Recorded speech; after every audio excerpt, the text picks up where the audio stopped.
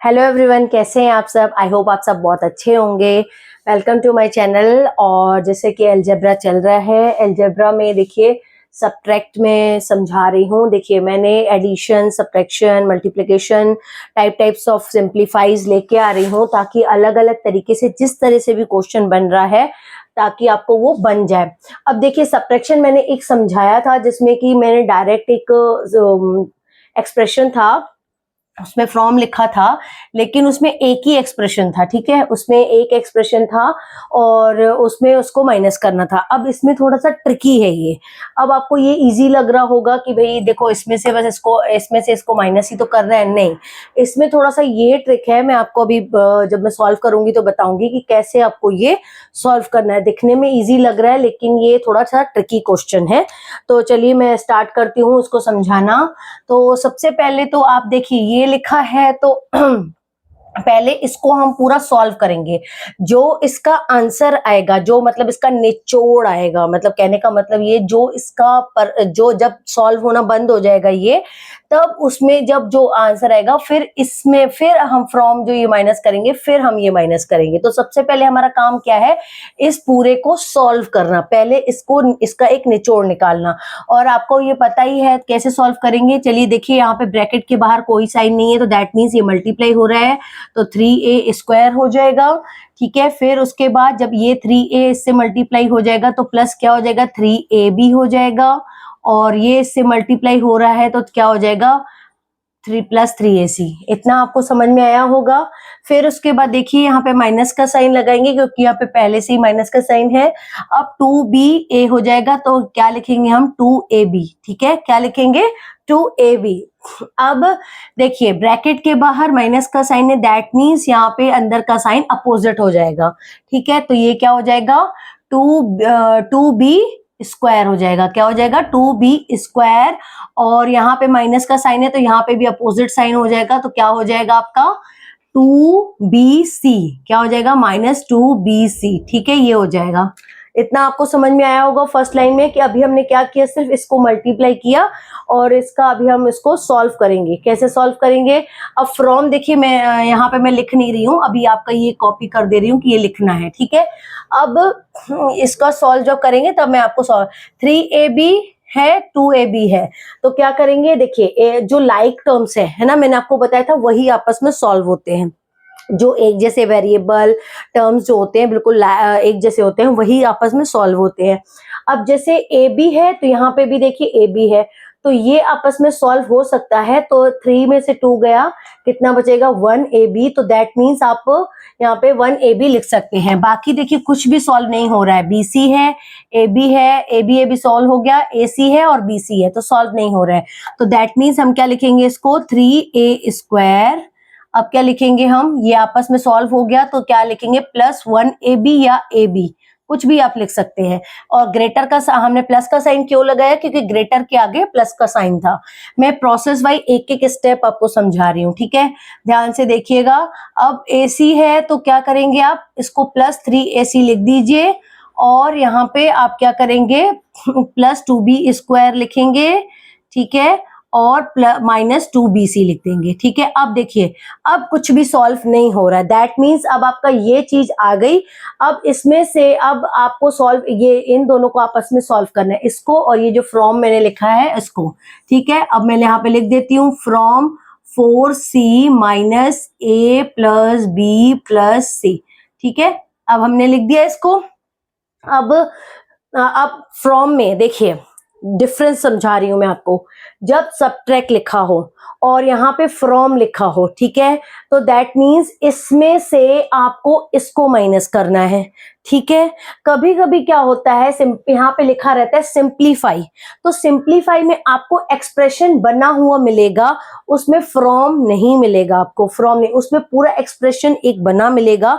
अगर वहां पे माइनस का साइन है और ब्रैकेट में माइनस है तो मतलब दैट मीन्स आपको ऐसे ही माइनस करना है, सिंपल सिंपल, इसमें से इसको। लेकिन जो ट्रिकी कब हो जाता है, जब फ्रॉम लिखा हो, फ्रॉम सब्ट्रैक्ट लिखा है और फ्रॉम लिखा है, दैट मीन्स इसमें से इसको माइनस करना है। तो अब इसको आगे लेके आएंगे हम। ठीक है 4c, इसको आगे लिख के आएंगे तो 4c minus a plus b plus c, ठीक है ये हम लिख देंगे। ये 8th क्लास का क्वेश्चन है, ठीक है एनसीईआरटी बुक का है, मैंने उसमें से लिया है, आपके बुक्स में से इसीलिए ले रही हूँ क्वेश्चन ताकि आपके बुक में जो क्वेश्चन है वो भी सॉल्व हो जाए, और प्लस आप इससे रिलेटेड जो आपके बुक में क्वेश्चन है आप इसको देख के और भी क्वेश्चन सॉल्व कर लें। अब देखिए इसमें आगे आप इसमें मैंने लिख दिया, अब ये देखिए माइनस का साइन मैं लगा रही हूँ, ठीक है अब ये पूरा एक्सप्रेशन माइनस हो रहा है, ना कि एक चीज माइनस। आप ऐसे नहीं लिखिएगा, गलती कहाँ कर देंगे, देखिए ये ही एक ट्रिक है यहाँ पे जो सबसे ज्यादा आपका आंसर गलत कर देगी, ये ही ट्रिक है जो गलत कर देगी। अब जब आप माइनस साइन लगा रहे फ्रॉम, इसको आपने आगे लेके आया और इस पूरे एक्सप्रेशन को आपको एक ब्रैकेट के अंदर लिखना है, क्योंकि ये पूरा एक्सप्रेशन माइनस हो रहा है, पूरा ये जो 3a² 1ab ये पूरा एक्सप्रेशन माइनस हो रहा है। दैट मीन्स अब आपको ये अंदर ऐसे लिखना है 3a² प्लस 1ab, या ab भी लिख सकते हैं, प्लस 3ac, और यहाँ पे लिख दीजिए प्लस 2b²। ध्यान से देखिएगा, बिल्कुल ध्यान से कॉपी करिएगा 2bc, क्योंकि आपने कॉपी करने में कहीं पे भी साइन में अगर मिस्टेक कर दी तो आपका पूरा आंसर गलत हो जाएगा। अब आप देखिए, ये देखिए यहाँ पे ही आपका जो क्वेश्चन है गलत होने के चांसेस सबसे ज्यादा हैं। फ्रॉम है तो दैट मीन्स फ्रॉम हम यहाँ से लेंगे और ये माइनस करेंगे, तो अब देखिए ये पूरा एक्सप्रेशन माइनस हो रहा है, तो एक माइनस इस पूरे सिस्टम को चेंज कर देगा, ठीक है कैसे। अब जैसे मैं यहाँ पे एज इट इज 4c, अब इसको भी मैं सॉल्व कर ही लेती हूँ, ठीक है डायरेक्ट है, बार बार ब्रैकेट में लिख रही हूँ, इससे अच्छा मैं इसको सॉल्व कर ही देती हूँ। 4c तो क्या लिखेंगे 4ac लिख देंगे, ठीक है 4ac हो जाएगा, यहाँ पे मल्टीप्लाई कर रहे हैं, इस एक्सप्रेशन को भी आप खोल दीजिए। अब क्या है 4bc क्या हो जाएगा 4bc।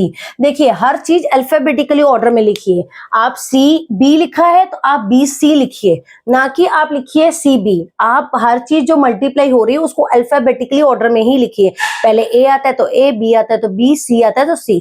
तो अब क्या है 4c है तो यहाँ पे प्लस 4c²। अब देखिए ध्यान देने वाली बात यहाँ पे ये थी कि ब्रैकेट के बाहर कोई माइनस का साइन नहीं था, तो हमने अंदर के साइन देखिए एज इट इज लिख दिए। माइनस के साथ a था तो माइनस 4ac हो गया, और प्लस के साथ ये 4bc हो गया, और प्लस के साथ 4c² हो गया।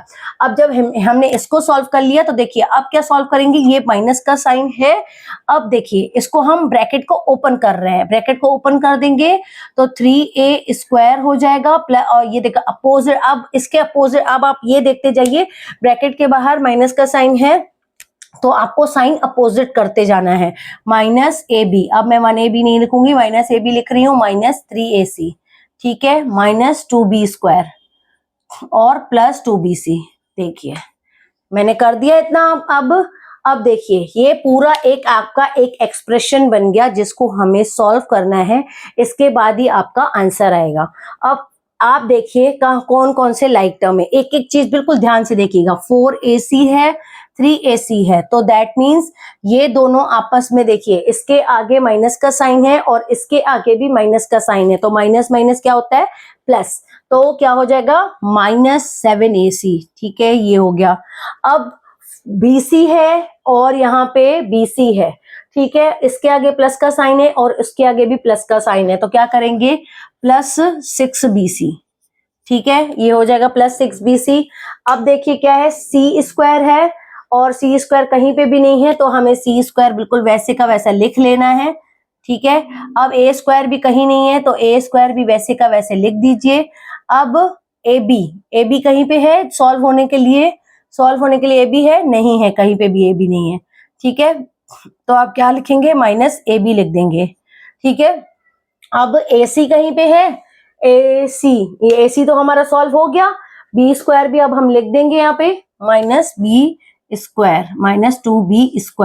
अब देखिए bc तो हमने सॉल्व कर लिया था इसके साथ, तो हमारा अब देखिए क्या आंसर आ गया।